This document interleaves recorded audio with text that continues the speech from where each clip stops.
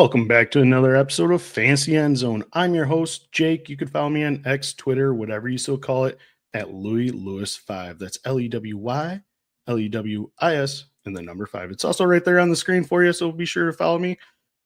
And thanks for tuning in to today's show. I do have a guest. I'll introduce him in a minute. Most of week 9 is in the books. We are recording Monday during the midday. My guest and I will be talking about injuries because, man, it happens each and every week.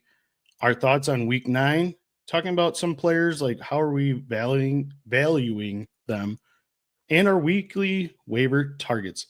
So we do have a lot to get into. So let's get fantasy.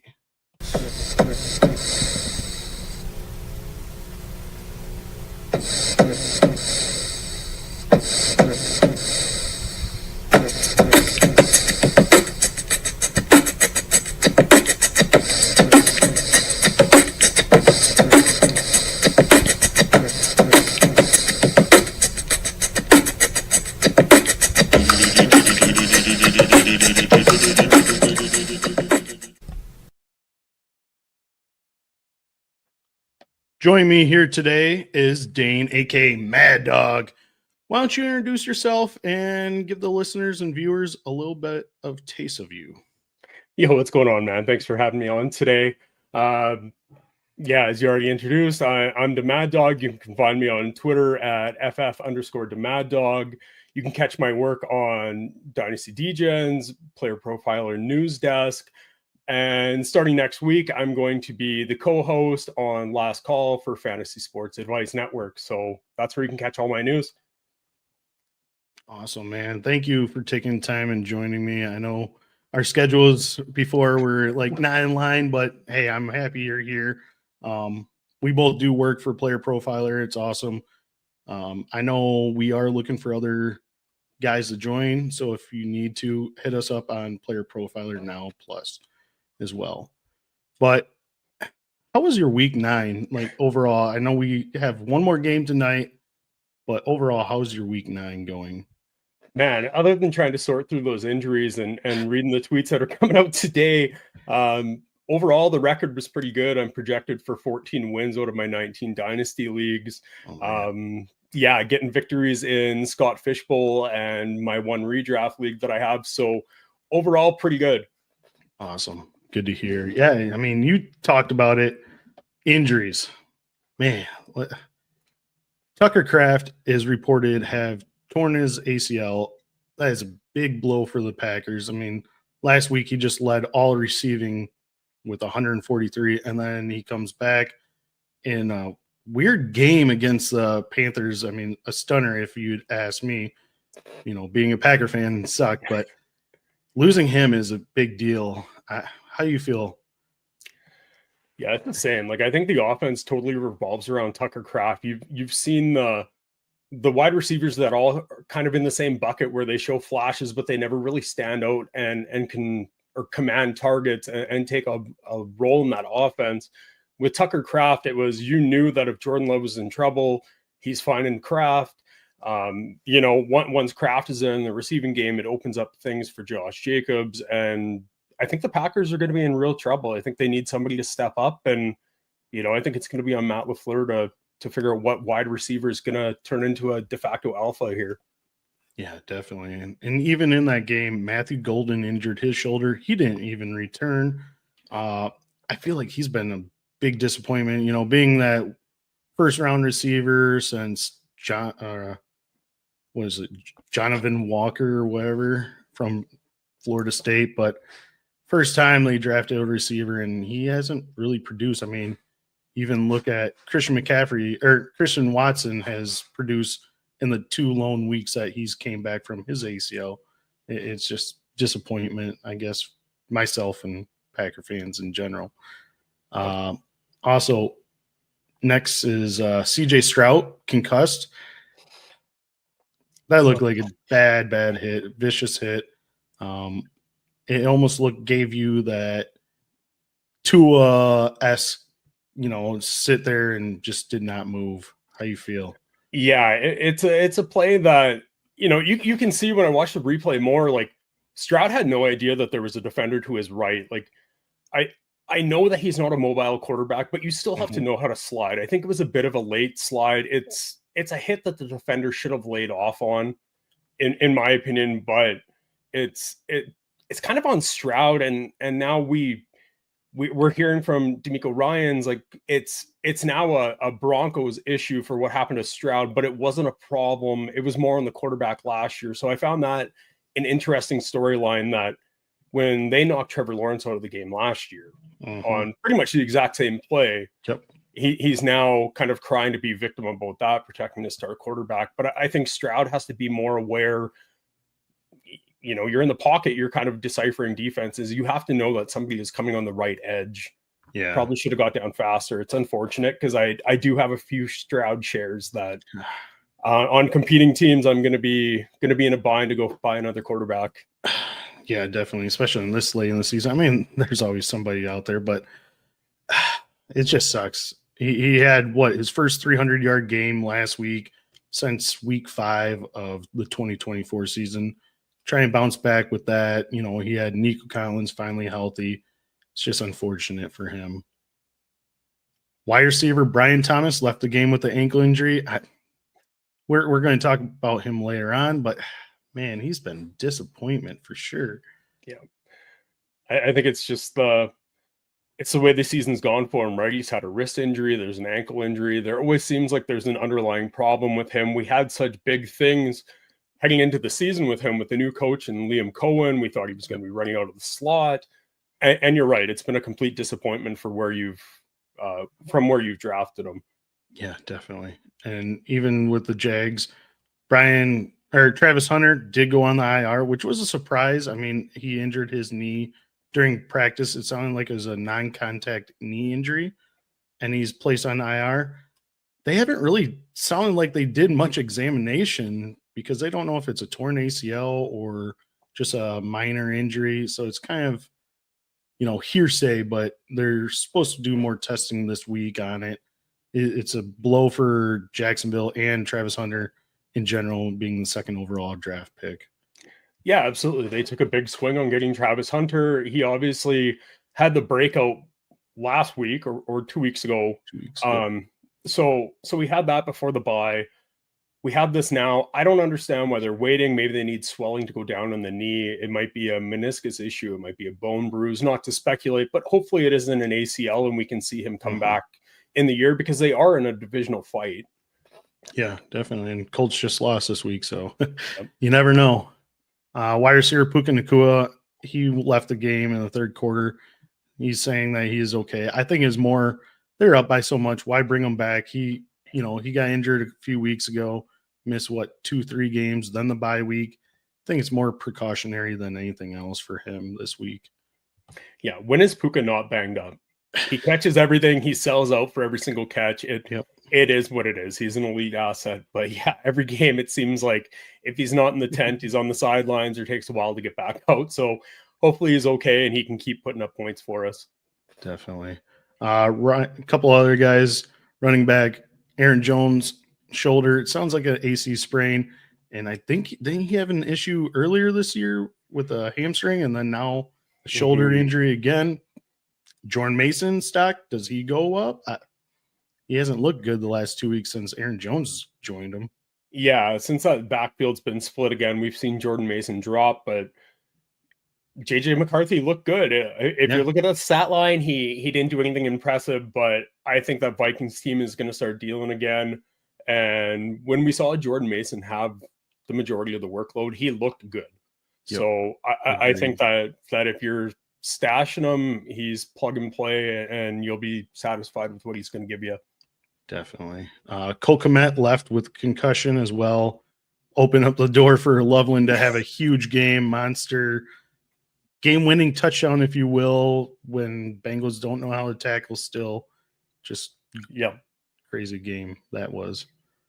Yeah, might be an issue with Kmet more in the blocking department. Definitely better. We've all hoped that that Loveland was having that breakout. We saw it. I think he's going to get more involved in that offense. Tough blow for Kmet. I always think that he was a good floor play for you, but this definitely opens up the door for Loveland to do more for us. Yeah, definitely. Samaje Perine, ankle. Keishon Butte left. That's a big one too for them. Hamstring. Left the door open for Pop Douglas, which he did catch a touchdown and 100 yards. So that's a big bonus for him that Booty left. Luke McCaffrey last night, broken collarbone. He's going to be out for minimum 6 games, if not the rest of the season. Unfortunate for him, especially with Terry McLaurin. God, who knows what's going on with him re-injuring his quad. Already kind of ruled out for week 10. Just terrible. Yeah, I agree. McCaffrey, I think he sees the opportunity of McLaurin being out. Mariota seemed to have a little bit of a rapport built with him, and McCaffrey did offer a low floor. He might have been more of a best ball player for us. So this is tough to see. I think that the pedigree is there. You know, we've seen his dad. We have obviously seen his brother. I think we all had hopes that he was going to be that diamond in the rough in later draft or in rookie drafts years ago. But yeah, tough news. Yeah, 3rd round draft capital for him. But the biggest news from that game, Jaden Daniels out indefinitely with a dislocated elbow. It is gruesome if you've seen the replay of that. I mean, it's another injury. It's basically a wash season for Daniels overall, dealing with hamstring, knee issues, now his elbow. Yeah. So did you end up watching the game?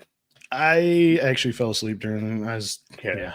So yeah, that's one. Like I ended up having to tweet that last night, and I saw a few tweets of people saying his leg was wrapped up, and like I told you backstage, I saw that elbow immediately. That was enough. I didn't need to watch the replays. But why the hell was he in the game? You know, at that point, like you just didn't have anything going. I think you kind of wave the white flag and you get your franchise quarterback out of there. So that's kind of insult to injury on top of it. Yeah, 38-14, 7 minutes left. You weren't coming back. I mean, Sam Darnold looked freaking amazing, having 4 touchdowns. What is he, like 13 for 13 with 4 touchdowns at the end of the game, like 20 for 23. You weren't going to come back. And Daniels has been injured the last, 4 or 5 games. So why would you have him in there? It's just, unfortunately, but this is what you get with a running quarterback, puts his body on the line each and every week. You know, you don't want to bring up the RG3 model, but it's hard because it's the same, you know, uniform, same rushing ability, pocket passer can be, but they're always, it's just unfortunate. Yeah, I think it was a bit of a low-hanging fruit, and in our process going into the draft that year, that was a problem. Like we definitely thought that Jaden Daniels was susceptible to taking big hits. You know, he didn't always get out of bounds, or he didn't take a slide. He tried to go for the yardage. And while you enjoy that, this unfortunately can be an outcome of it. So hopefully it's good news. He'll be back ready to go next year, and he'll still become an elite asset for us. Yeah, definitely. All right, let's talk about some of these games. Again, we are recording on Monday, so the Arizona and Dallas game has not even started. We're midday. I think that game is going to be a shootout tonight anyways. I think Dallas wins, though, with Jacoby Myers in that starter for the Cardinals, though. Yeah, and you know, whether it's people calling it a soft benching, I kind of laugh at that phrase. Like I think we've seen Brissett kind of have a better handle on the passing game for the Cardinals. Mm-hmm. Can the run game do anything against a porous Cowboys defense? We'll see. You know, the Cowboys, they've been lighting the world on fire scoring points, but they're also giving up the most points. So I think you're right. I think we can see a big game from Trey McBride on the Cardinals side. Hopefully Marvin Harrison Jr. gets going a little bit. Yep. I think both of those guys fall in the end zone, especially against this Dallas defense. It just reminds me of the Bengals in general, like, you know, horrible defense, great offense. Last year with Joe Burrow just leading that team. Unfortunately, they didn't even make the playoffs. Dallas has its work cut out for them this year. How do you feel overall week 9 went for game-wise? Again, playing catch up, I think one game I was interested in was, before we get into the other ones we're talking about, I wanted to see if Henderson had his breakout game. He looked good. The Falcons, you don't really know what you're getting with that team. One week they look great. The next they look like, they could be a college team or a CFL team. They look so dysfunctional. Overall, yeah. Good week. Couple games that were surprising. My Broncos snuck out a win. I don't think they had too good of a first half, but yeah, pulled it out. Fourth quarter comeback team, Yeah. Yeah, I was looking to see what Jackson Dart was going to do with no Cam Scadaboo, and he produced. He got his numbers. Unfortunately lost, against CMC, having a nice game, bounce back game. And that's the thing is like we're looking at these games. How did everyone do from the week before to this week? Or did they do great last week? Roma Dunze, dud this week. It's just over and over again, you see that time in, time out. But yeah, how would you ever think that the Bears put up 47 and Roma Dunze is a 0? He's a non-factor, like literally a non-factor. Exactly. And so DJ Moore got a lot of work in there, and he hasn't been producing like that all year.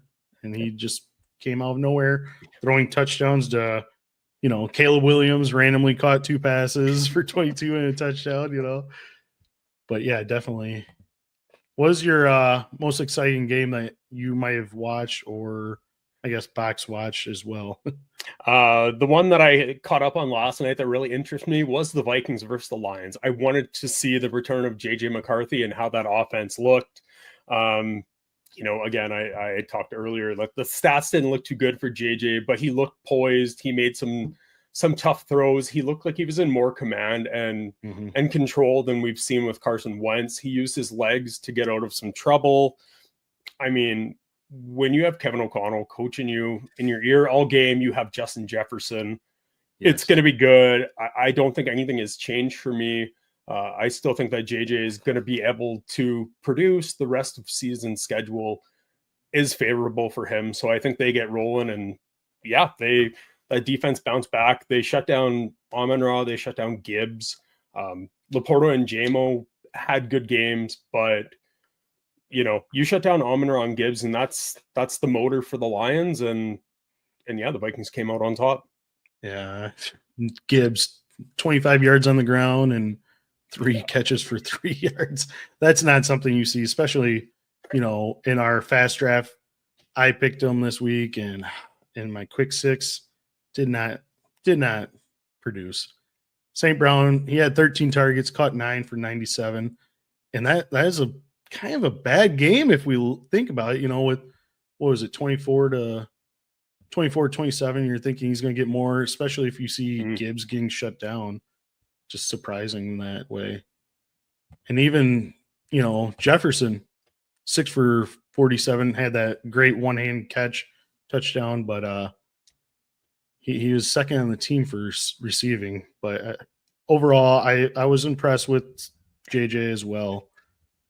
My game was probably, I just wanted to really look and lock into the Bills in Kansas City, because this matters. I think Josh Allen's 5-1 regular season against Patrick Mahomes, but 0-4 in the postseason against Patrick Mahomes. This being at home, it's a huge step up for him, because hey, if they face each other in the playoffs, Bills should get the home field advantage. And he only passed for 1 touchdown, Josh Allen, but he had 273 yards. Surprisingly, a lot of it went to the tight end position. Kincaid, 6, 101 and a touchdown. They've been really, really good, the Kansas City defense against tight end, and Kincaid just blew up. But James Cook as well, awesome on the ground. Yeah, James Cook again. I think we all feared that there was going to be touchdown regression, but he's came back with the efficiency, and I think he's kind of all made us eat our words on that, where he looks great. Like I think you have to vault him up in your running back rankings. Yep. Is this the Kincaid that you thought that we would see kind of coming into the league immediately? I thought so. But they also still have Dawson Knox, which takes a little bit away, but Knox is their blocking tight end, whereas Kincaid can play the slot, get out there. It's just disappointing seeing that Keon Coleman has yet to produce anything besides 1 week in 2 years, really. And that was what game 1, I think, you went off this year. Yeah. Just seeing that, it's not been pretty. So expect them to be buyers for the trade deadline, I feel. Yeah, I think they'd be in a great position. I know they're up against the cap, but if you can go and add some of the rumored players that are floating around on the trade block, like a Jacoby Myers, if you can go and get a Jalen Waddle for a big playoff push, I think that's really going to help. Because do you feel confident going in with Shakir and Coleman, or, Elijah Moore catches the odd pass? Dalton Kincaid is, if he's producing now, in playoffs, things tighten up where it might be a bit tougher. He had that really tough drop last year. So I think you're right. I think that the Bills need to go and acquire somebody to help for a playoff push. Yeah. I felt like Jacoby Myers would make great sense. Kind of do the same things what they did last year with Amari Cooper, but it just didn't mesh well. Mm-hmm. What was your most surprising game this week, if you have one? It was the Colts versus Steelers. Okay. Yep. I had said last week on the Mad Market Value show that Daniel Jones was a buy. Nothing has changed there for me, but the Steelers defense came out and did what I think everybody thought they were going to do heading into the season. They pressured Daniel Jones. The run game was a non-factor. Pittman and Pierce had big games. They were both over 100 yards, but no scores. It just seemed like it was an off week for the Colts, and I don't think we're going to get like New York Giants Daniel Jones back, but it's just a blip on the radar. I expect them to totally bounce next week. Josh Downs looks good. He was a player that I loved. He gets that slot work. He gets another touchdown. It still shows that Daniel Jones can make all of those receivers viable options in our fantasy leagues. Yeah, definitely. And I thought Tyler Warren was going to have a big monster game, especially Tucker Kraft just carved up this defense, 5 for 26. They were playing from behind. You don't see Daniel Jones throwing 50 times at all, especially with how well Jonathan Taylor's been playing. He regressed. He finally came back down to, being a human, not a machine. And he is human after all, everyone. Yeah. And then, Rodgers just being Rodgers. There's nothing like, spectacular if you look at the box score about anyone from the Steelers in general. Like 31 yards led the rushing. Yeah. It 56 for receiving. Nothing special, but the defense made them pay. Yeah, 3 that's interceptions. Right. I think that's just stereotypical Steelers football that we're used to seeing, right? The defense kind of wears down the other team and they just chip away, and that's the way it went. Nothing flashy. Colts are going to bounce back next week. Yeah. And for mine was the Carolina beating Packers. Same thing. Nothing flashy in the passing game. Bryce Young still struggles, 102. But finally, Panthers came to their senses and said, Rico Dowdle, you just go in there and handle the whole bulk. 130, 2 touchdowns.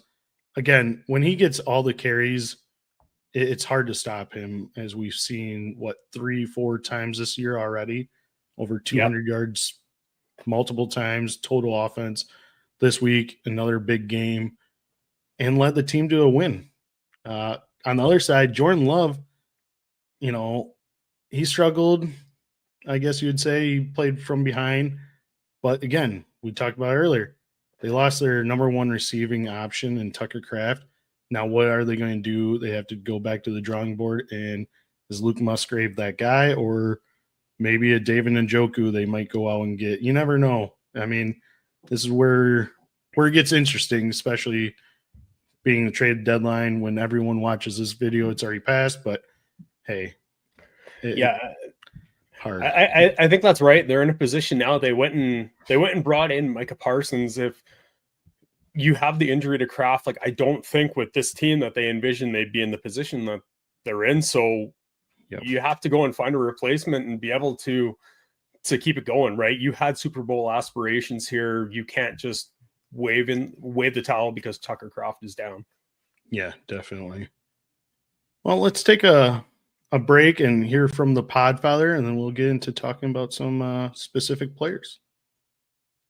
Pour one out for an incredible best ball season. It was a breakout 2025 for Fast Draft, but now the NFL action has started. That means it's DFS season. That's right. You might think, oh, wow, DFS, I can't win DFS. Oh, but you can on Fast Draft. You just pick any 6 guys, and you put them in a handful of booster spots. There's no salary rubric you have to follow. You're not going up against thousands of killer bots in these tournaments. Oh, no. These are regular people grabbing their 6 favorite plays of the week, and that's all you have to do. And we post the ownership so that you can choose how much chalk you want. There is no drafting. It's called the Quick 6 Super Slam. The Quick 6 Super Slam is the signature DFS contest at Fast Draft. It is changing DFS. We are making DFS great again. So go to fastdraft.app and use your host promo code for a $50 deposit match.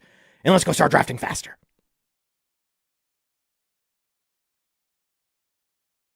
Yeah, go ahead and download Fast Draft. Maddog, you got a promo code? Yeah, you guys can go ahead and use my promo code. That is DGEN. That is DEGEN.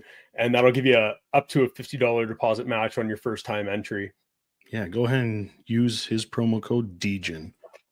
Let's get into some of these players. How are we reacting? What do we do with Brian Thomas Jr.? I mean, he hasn't been anywhere close to his ADP. His expectations were so high, especially after his rookie season. But each week he falls lower and lower. What do you think? Yeah, like for me, it's frustrating, and you're not getting return of investment, obviously, but he's still a buy for me. Like we talked earlier, he's been banged up all year. Teams are now onto him, knowing that he is the alpha wide receiver. He has Liam Cohen that had an explosive offense in Tampa Bay. Yep. I think they're going to figure things out. I'm still stuck on this being more of a Trevor Lawrence problem. If they have to scheme up other wide receivers, we see Parker Washington, we see Diami Brown, we saw Travis Hunter. I think it's going to be frustrating, but once Brian Thomas gets healthy, Liam Cohen's going to figure out a way to make him the alpha again. So I'm going and buying while his value is suppressed. Yeah. It's hard for me. I know he's been banged up all year. I thought maybe, last week they're on bye week, so he'd recover a little bit. Comes out this week, no Travis Hunter, and he still gets outshined by Parker Washington this past week. He led the team, and he leaves the game with an ankle injury. Looking at all of his weeks this year, he has 1 week inside the top 30 wide receivers on the week. That is when he finished 6th during week 6. Besides that, he's not even close to his production of last year. Does it get better the rest of the season? You think so? That's why you're buying? Yeah, I think we are going to see a few get right weeks. Overall, just tough. Again, like the talent is there. We saw it with Mac Jones. It's a few concentration drops from him. I do think that Brian Thomas bounces back and gets closer. I don't think he's a first round startup pick come next year, but I think he's still going to be in that second or third round, and he's going to provide for us moving forward. Yeah, I could hopefully next year his value is going to be dropped in redraft. No one's going to be really excited to draft him in the first, second round. So he could be value of next year. This game this week did just jumpstart Caleb Williams for the rest of the season. It was good to see finally to get a massive game like that. I think the bag of tricks was almost more suitable to him, kind of comparable to how he was in college. I think Caleb Williams is more of a player that needs to mature and learn how to play under a script or a certain scheme. Ben Johnson was the number one asset player or coach that was coveted this year, and the Bears went and got him. He saw something in Caleb Williams that he wanted. He knew he could work with this. He went and drafted other players. So I think it's just going to be both of them building a better rapport and getting Caleb Williams to kind of calm down and take what is given to him. It's less of like college where he can get away with it. Defenders, we're going to see that settle out, and Caleb Williams is going to be just fine. Yeah, for me, I had him as finishing top 8 in fantasy. It's great to see that he's producing another week 1 quarterback overall. Unless I don't know if Sam Darnold trumped him this past week or currently, but this is his second number 1 overall finish. He's got 4 inside the top 10, 4 in the top or outside the top 20 though. So it's that happy medium. As far as jump starting his season, the matchup was so juicy that it was bound to be a shootout. You know, toward the end had a 6-yard pass to Colston Loveland for a touchdown. Right there jumps his numbers, but you're going to have that, especially, you know, when they're playing from behind. And Kyle Monangai, holy crap, 170 some yards on the ground. I think overall, I guess I hope it jumpstarts him because I have a lot of shares of him personally. But I think overall, like we see year in, year out that teams, once they start learning the playbooks with their new head coach, that they just blossom. Where do you think he finishes as quarterback ranking at the end of the season? I think kind of where he's sitting right now. He's quarterback 13. I think he might sneak in somewhere close to what you said of QB8, or he might fall down to a QB 15. So I think where you see him right now is about where he's going to be at the end of the year. Again, build some rapport, keep building on that, and next year I think is when you see him explode. Yeah, definitely. And he also gives you that rushing upside too. You know, 50 yards on the ground this week. It's another fancy favorite of ours for the quarterback position. Our third guy, though, let's discuss is Tyrone Tracy. He was one of the most sought after waiver players last week, if not the top. He found little to no success. Maddog, are you buying Tracy or are you selling? Tracy has always been a sell for me. We saw that Scottaboo came in and quickly took over that backfield. We've seen Tyrone Tracy be outplayed by Singletary. We saw the Tracy fumbles last year where I don't think Dayball really, if Dayball didn't have to play Tracy, I don't think he would.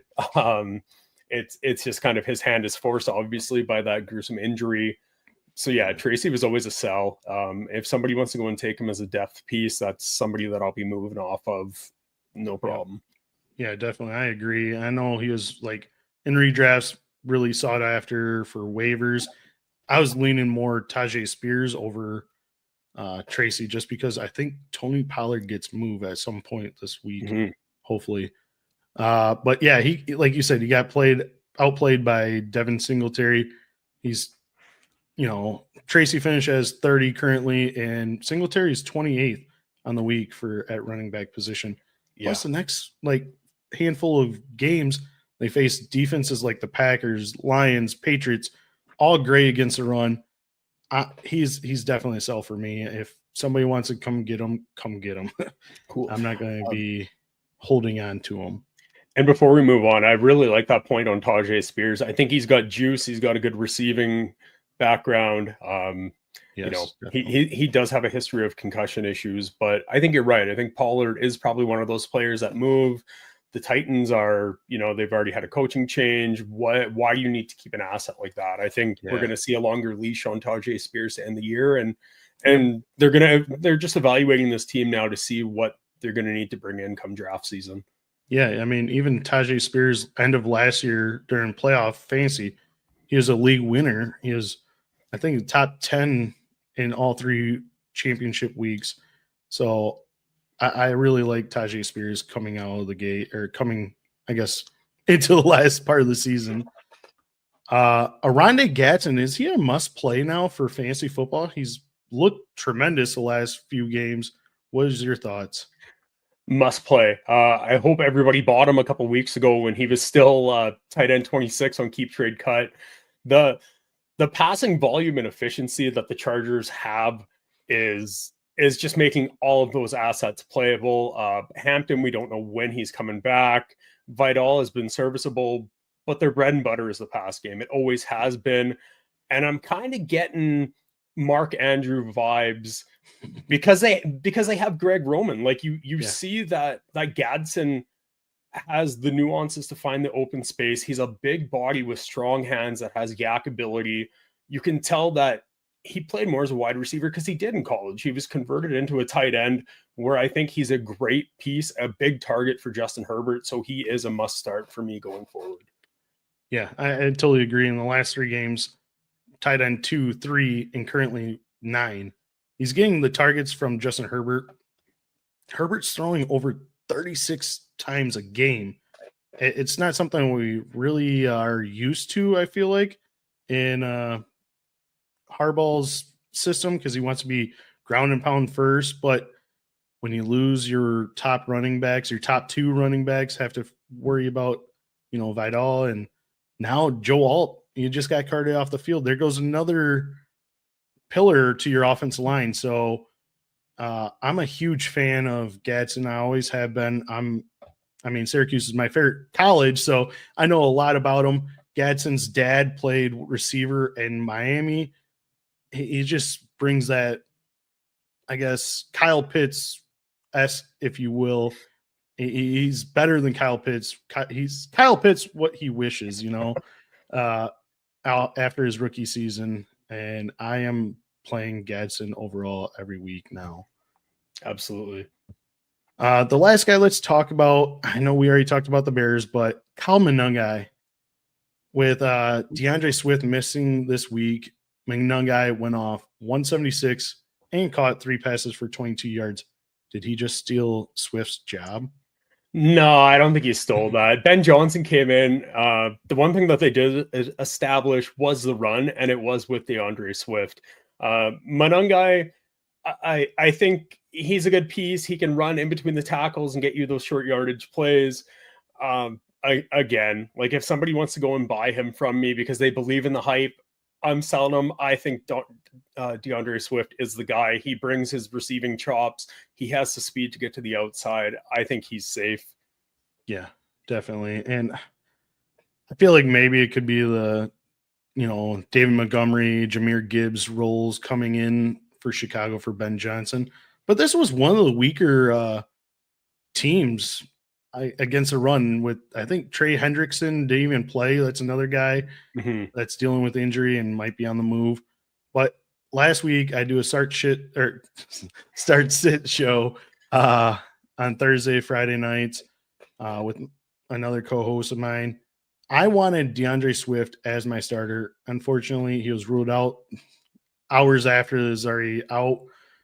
But I did say play Monangai just because the team that they're facing, the Bengals, was just so weak against the run. And he answered. Swift, he's been dealing with that groin injury, going against a weaker opponent. Why not give him the week off? And ever since the bye week, even, Swift has been running back 6, 6, and 15 and has scored a touchdown all 3 games. I'm thinking it's more going to be how it was last week, a 55-45 split in favor of DeAndre Swift. Yeah, there you go. I think that was a great play to get Monangai in there. I had to start him on a few of my punt teams, and unfortunately, how I said, I have 14 projected wins right now, but some of those teams aren't supposed to be winning. So Monangai going and doing that, I'm hoping that I can sell high because I need to shed those points. I really didn't need the what did he put up, 28 in PPR formats? Like, yeah, something like that. It's good, but for me, I'm going to be trying and shipping them out a few of those teams today. Yeah, definitely. All right. Well, let's get on our top waiver ads and at each position, and we'll get you out of here. Go through your list, quarterback, running back, where's your tight end? Yeah, quick waiver ads. Like I said earlier, I was really excited in watching the Minnesota Vikings play, and that's going to be JJ McCarthy. We've seen the injuries mount up this year, if you're struggling at quarterback, if JJ McCarthy wasn't stashed, he's available in 75% of the league. So I just don't think people had the benches to keep him around. He does have a couple tough matchups rest of the season, but again, he showed the mobility, he showed the poise and the well-timing throws that I think he can be somebody that provides you a safe floor, but also gives you some of those spike weeks moving forward. So that's somebody that I'm going to look at adding moving for the rest of the season. My running back is Michael Carter, available in 74% of the leagues. I don't truly believe that Trey Benson is going to come back and hit the ground running from this meniscus injury. We know that there is Bam Knight. Michael Carter's kind of been moved up and down the lineup. He was on the practice squad. I don't know exactly what those transactions are, but Michael Carter does provide some form of a receiving upside. And depending on game script, he might get the lead share over Bam Knight. That is somebody that I'm looking at adding moving forward. He might be a nice flex play in your redraft leagues. Wide receiver, he's probably going to be the top asset added this week, and that is Torrey Horton. Cooper Kupp is always banged up. It's just somebody that provides a different element to the Seahawks offense. JSN is moving all over the field. He's demanding the most coverage. And as you can see, if you leave Torrey Horton one-on-one, he's burning you. And Sam Darnold has that confidence to throw the ball deep and get the score on you. So if you can, go and drop some fab on Torrey Horton, because for the rest of the season, you want those ceiling plays, and he could end up being a league winner for you. And my tight end, devastating news to Tucker Kraft. So this is an easy one for me. It's Luke Musgrave. He was the tight end on the Packers that everybody wanted just a few years ago. Everybody had him ranked higher than Tucker Kraft. We had both said that Green Bay kind of runs their offense through the tight end. You don't know what receiver to play. The smash play is just putting Luke Musgrave in there. Jordan Love is comfortable finding a tight end. I think Luke Musgrave has been in that system long enough that he can come in and he can produce. Yeah, he's dealt with his own injuries. But again, you have to take a shot and try and tread water and find that ceiling play for your redraft teams. Yeah, definitely. I agree with each and every one of those. I love the Luke Musgrave, as you know. Mine for quarterback is Joe Flacco. He's available in 47% of leagues. This is more of a stash player if you need somebody weeks 11, 12, 13, because they are on bye week this week. But this Bengals defense is just so terrible. We already talked about it, meaning Flacco has to keep firing away. Since joining the team, he's been quarterback 14, 6, 7, and currently 2. Like, he just gets all the passing volume. But again, he is a stash play. So if you need somebody week 10, he is not your guy. So go after JJ McCarthy, like you said. My running back is Isaiah Davis. He's probably out there right now. I didn't know how much percentage he's in there, but I've been saying it. I think he's going to get all the volume because I think Breece Hall is going to be traded, or if he's not traded, what's the benefit for the Jets to keep playing him? There really is no benefit because he's not going to be here next year. So the only thing that you could get is compository pick for when he signs. But overall, I think Davis is much valuable down the stretch where you're going to need him in your playoffs. And he adds that PPR format. He gets catches left and right. Great ad for him. So I'm keeping Isaiah Davis as a waiver ad. Yeah, and that's somebody's available in 65% of your leagues. And I really like that you brought up the receiving chops. We saw that last year where he ended up being a more valuable receiving target than that of Breece Hall. So I like definitely. That ad. Yeah. And then for wide receiver, Parker Washington. It's unknown what's going on with Travis Hunter. I like Washington to be a fill-in. He just led the team in receiving this past week. And he's number 2 behind Thomas. Thomas also left with the injury. Parker Washington is currently wide receiver 14 on the week. That gets volume late in the season with bye weeks and injuries. So I am picking up Parker Washington, and he could be easily streamed going forward this. this week, I guess. Absolutely available in 74% of leagues. And I actually picked him up last week because my redraft team has just been decimated by those injuries, and he went and dropped 23 points for me. My team is out of it. So, maybe a tough move going and adding him. I don't think the league mates enjoyed it, but he went and had a big week for me. Yes, definitely. He could keep on producing just because, he is number 2 wide receiver on this team right now with Hunter out. My tight end, Colston Loveland, he might have had just the breakout game that we're wanting and needing from him. 73% of leagues he's available. Kmet left with another injury, concussion. Usually they tend to not play the following week if they do have a concussion. It's a favorable matchup for the Bears against the Giants at the tight end position. And the rest of the season, he could be the guy that you want as your tight end position player. And that was somebody coming out of Michigan that we thought was more pro ready. He's not more of a Dalton Kincaid that has to be your slot receiver. Loveland stays on the field for blocking downs. He has that yak ability. He's a big target. I really like this play from you. Yes, definitely. And then I'm going to just touch on it. Luke Musgrave, like you already said, again, he was drafted higher than Tucker Kraft. Even look on Player Profiler. In that 2023 draft, he was the 3rd ranked tight end compared to Tucker Kraft, 5th. He was 17th of all positions during that 2023 draft. Tucker Kraft was 43rd. And finally, he was ranked 18th of all tight ends all time, of 528. Tucker Kraft was 92. So he's got a lot of athletic ability, and the depth chart is wide open. He's finally healthy. He's been battling, injuries, concussion, ankle, lacerated kidney all his rookie year. Last year, quad strain, ankle injury, but he's finally healthy. No one ahead of him in the depth chart. I'm adding Musgrave, just like you said.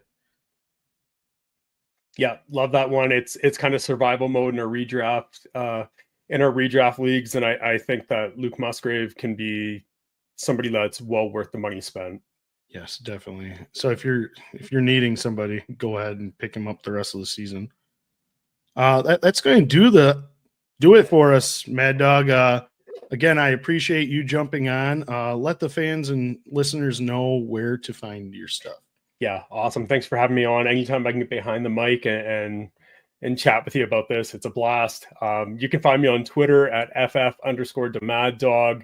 You can join our Dynasty Degens Discord. That is free. You can hit up myself or Nerdboy on Twitter. That's at Nerdboy Takes. You can find more of my work on Player Profiler Now News Desk, and my show that drops every Wednesday called the Mad Market Value Show, where I talk about buys and sells throughout the week, kind of how to navigate the dynasty landscape. And a new show that I'll be joining next week with the Fantasy Sports Advice Network is The Last Call on Monday nights, where that is just a weekly recap where we're going to talk about the games that passed. We're going to talk about waivers moving forward and the weeks beyond. Yeah, awesome. Be sure to check that out. Follow myself at Twitter, LouisLewis5, and I will be back on here Wednesday night. I'm recording this week, so it'll be out on Thursday for our start sits. Again, appreciate it, Maddog, and anytime I could have you on, let me know. Anytime, man. Thank you. All right. For the rest of you, peace out, Fantasy Heads. From the Podfather to you, I deeply appreciate you tuning in. And many ask, what can I do? What can I do to help support the hosts, the research they do, the production costs? Go to playerprofiler.com, Dynasty Deluxe, World Famous Draft Kit, Rankings, DFS Dominator, and of course, data analysis. Subscribe to any one of those, and you support all of us and take Player Profiler to the moon.